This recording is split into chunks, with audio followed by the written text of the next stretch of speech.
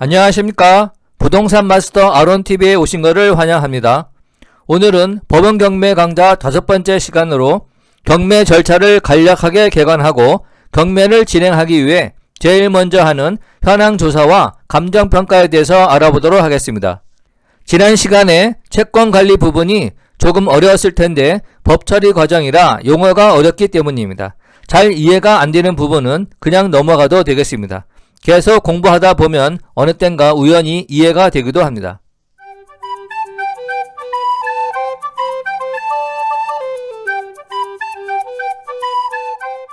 경매 신청이 접수가 되면 서류를 검토하여 문제가 없을 때 경매 개시 결정을 하고 등기부 등본에 압류 등기를 하게 됩니다. 집행관에게 부동산 현황 조사를 명하고 경매 법원에 등록된 감정인에게 감정평가를 명하여 2주일 내로 제출토록 하고 각 채권자들에게는 채권 개선서를 제출하도록 통지서를 보내게 됩니다. 이러한 과정이 끝나면 매각기일을 정하고 매각기일 14일 전에 법원 게시판과 법원 경매 정보 사이트에 입찰 공고를 올리게 됩니다. 이때에는 현황 조사서와 감정평가서만 볼 수가 있으니까 실제로 현장 조사를 가서 임차인 여부와 물건의 상태, 주변 상황 등을 조사하고 거래 시세, 임대 시세 등을 조사하면 되겠습니다. 매각기일 일주일 전에는 사법고자관이 집행관의 임대차 조사서와 임차인의 배당 요구서, 부동산 등기부 등본을 보고 매각물건 명세서를 작성하게 됩니다. 다음 시간에 매각물건 명세서 작성과 열람에 대해 공부하게 될 것입니다. 입찰 공고가 되면 14일 후에 입찰을 실시합니다. 자세한 내용은 별도로 설명드릴 예정입니다. 입찰은 주로 오전 10시부터 시작하고 11시 10분에 마감합니다. 집행관이 입찰 개시 선언과 종이 울리고 입찰표 작성 주의사항과 특별 매각 조건에 대해서 설명합니다. 입찰자들은 마감 시간 전까지 입찰표를 작성하고 보증금 봉투에 보증금을 넣고 봉인하여 집행관에게 제출하면 집행관은 입찰 봉투에 연결번호를 기록하고 간인한 후에 수취증을 입찰자에게 줍니다. 입찰 봉투는 입찰함에 넣고 수취증은 잘 가지고 있다가 개찰할 때 법대로 가지고 나가면 되겠습니다. 마감 시간이 되면 입찰 마감을 선언하고 종이 울리게 됩니다.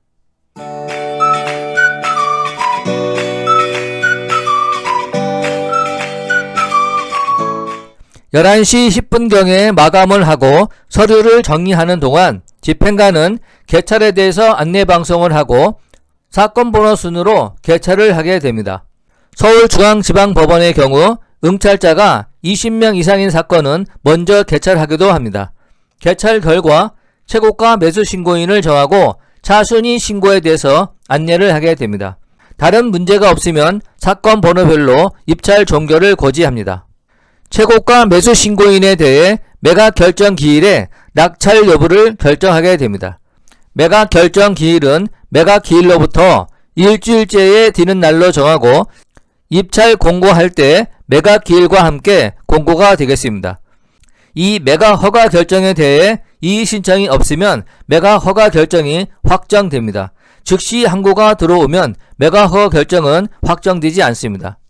매각 허가 결정이 확정되면 매수인에게 대금 지급 기한 통지서를 보내게 되는데 1개월 이내 4주 정도의 기한을 주게 됩니다.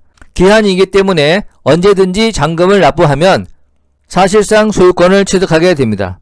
잔금 납부와 동시에 매수인은 경매법원에 소유권 이전 등기 촉탁을 의뢰하고 점유자를 상대로 인도명령 신청을 하시면 좋습니다. 몇 강좌 후에 직접 소유권 이전 등기 방법을 자세하게 설명드릴 예정입니다. 실제로 제가 낙찰받아 소유권 이전 등기 촉탁을 했던 자료들이 소개될 것입니다. 소유권 이전 등기 하나만 제대로 배워도 큰 도움이 될 것입니다. 매수인이 잔금을 납부하게 되면 경매법원은 4주일 내에 배당기일을 정하여 채권자들에게 통보하게 되고 배당기일 3일 전에 배당표를 미리 작성하여 공람을 시키게 되니 미리 배당액을 확인할 수가 있습니다. 배당이 끝나면 사건은 종결되고 기록이 인계가 되겠습니다. 여기까지가 공식적인 경매 절차인데 매수인 입장에서는 명도를 받아야 사실상 끝이 나는 것입니다. 명도가 가장 중요한 내용이니 다양하고 상세한 실전 사례를 소개할 예정입니다.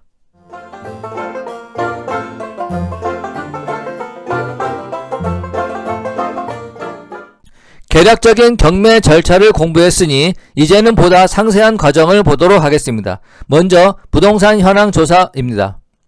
경매법원은 경매 개시 결정한 후 지체 없이 집행관에게 부동산의 현상, 점유관계, 차임 또는 보증금의 수액, 기타 현황에 대하여 조사할 것을 명하여야 합니다.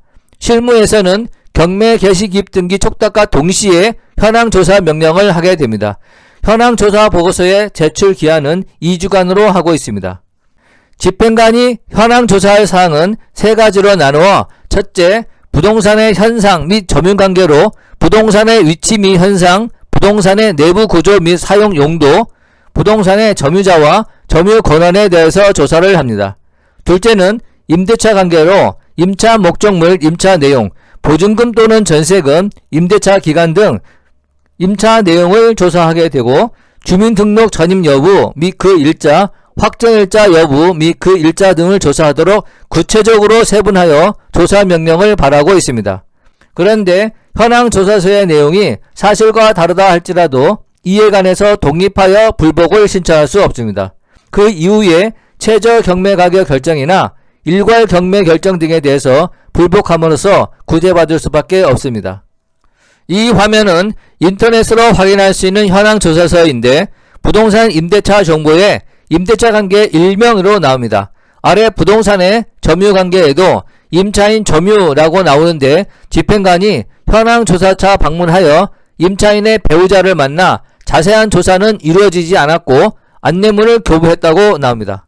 기타 사항을 보면은 임차인이 본건 전체를 사용하고 있다고 진술했는데 아래 임대차 관계 조사서에는 전입일자 외에 아무런 내용이 없습니다.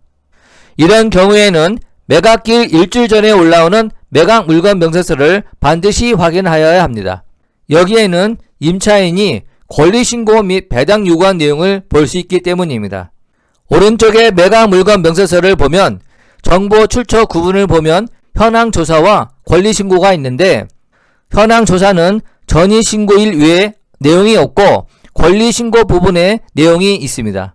임차 보증금은 4억 5천만원이고 배당 요구 종기일 내에 배당 요구도 하였지만 전입신고일이 최선순위 근저당권보다 늦어 대항력과 우선 변제권이 없습니다. 이러한 내용을 알 수 있는 것이 매각 물건 명세서입니다.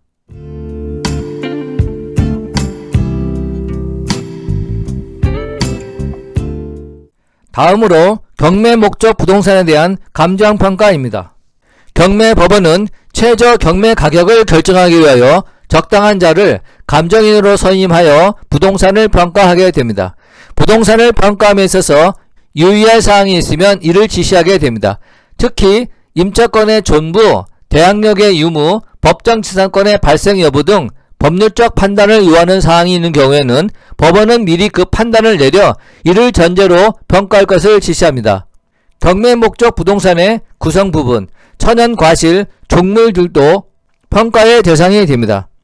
경매 목적이 지분인 경우에는 공유물 전체에 관하여 평가한 다음 그 지분 비율에 따른 가격을 산출하게 됩니다. 경매 부동산 외에 매수인이 인수하여야 할 유치권 등 담보권이 존재하는 경우에는 그 부담 부분이 있는 부동산 가격을 평가하여야 합니다. 매수인이 인도명령을 받을 수 없는 경우에는 이를 고려하여 평가해야 합니다. 지목과 현황이 다른 경우, 예를 들어 지목은 답이나 현황은 대지인 경우 현황대로 평가해야 합니다. 대법원 경매 사이트에 나오는 감정평가서입니다. 응찰할 때뿐만 아니라 항상 필요한 자료이니 매각 물건 명세서와 감정평가서를 다운받아 놓으시기 바랍니다. 감정평가서를 자주 보면 여러가지 정보를 얻을 수 있습니다. 처음에는 감정평가 명세표, 감정평가 요항표를 자세하게 보고 위치도나 내부 구조도 등이 많이 도움이 됩니다. 인근 부동산 사무실에 가서 시세 조사할 때 협조를 안 해주거나 정확하지 않은 경우가 있습니다. 따라서 감정평가서에 나오는 인근 시세 조사와 평가 사례를 보면은 도움이 됩니다. 수십억, 수백억 하는 부동산도 이런 식으로 분석을 하게 됩니다. 경매 사례 때 자세하게 설명드리도록 하겠습니다.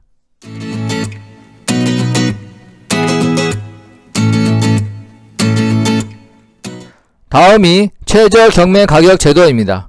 경매 법원은 감정인의 평가액을 참작하여 최저 경매 가격을 정하게 됩니다.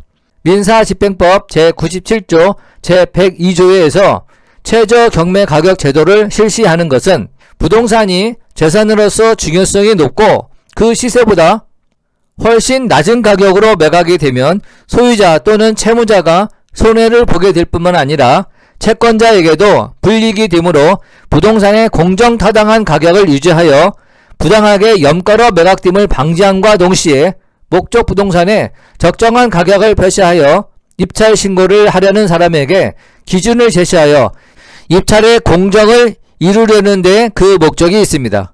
이러한 최저 경매 가격은 매각 기일에 입찰 신고가 없으면 상당한 금액이 저감이 됩니다. 저감액은 법원별로 차이가 있고 유동적인데 서울지방법원의 경우 최저 경매 가격에서 20%를 저감시켜 신경매를 하고 대부분 지방의 경우 30%씩 저감시키고 있습니다. 인천지방법원의 경우 아파트인 경우만 20% 저감시키고 나머지는 30%씩 저감시켜 물건별로 차별적으로 적용하기도 합니다.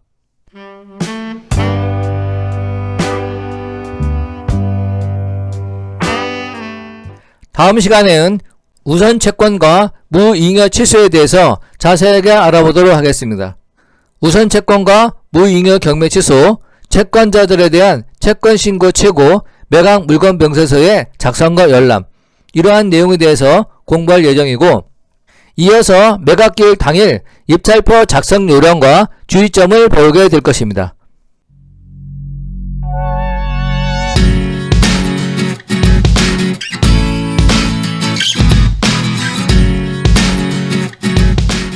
본 강좌가 유용했다면 구독과 좋아요 꾹 눌러주시고 궁금한 점은 댓글을 남겨주시기 바랍니다. 감사합니다.